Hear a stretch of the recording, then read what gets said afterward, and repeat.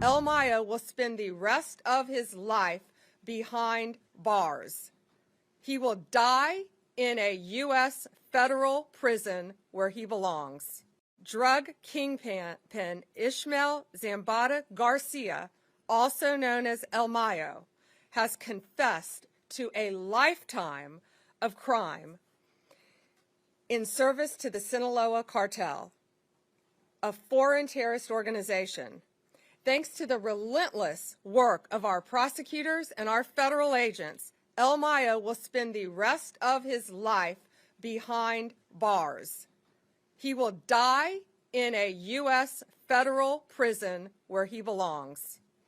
His guilty plea brings us one step closer to achieving our goal of elimination of the drug cartels and the transnational criminal organizations throughout this world that are flooding our country with drugs, human traffickers, and homicides.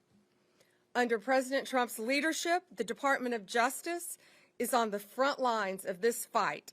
We're standing shoulder to shoulder with all of our law enforcement partners to dismantle these narco-terrorists, and that's exactly what they are. They are narco-terrorists.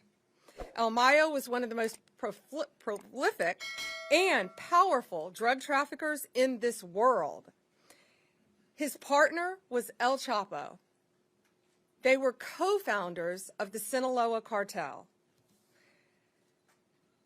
They brutally murdered multiple people and flooded our country with drugs. Their reign of terror is over. He will never walk free again. Over the last 3 decades, El Mayo and his accomplices made billions of dollars, hundreds of millions each year they were making by bringing poisonous drugs into our country. No longer.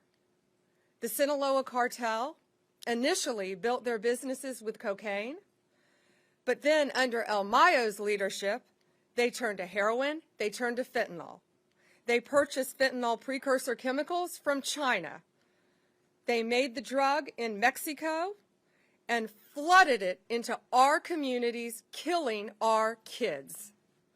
El Mayo also ensured that the Sinaloa Cartel operated and protected its drug trafficking business by relying on extreme violence.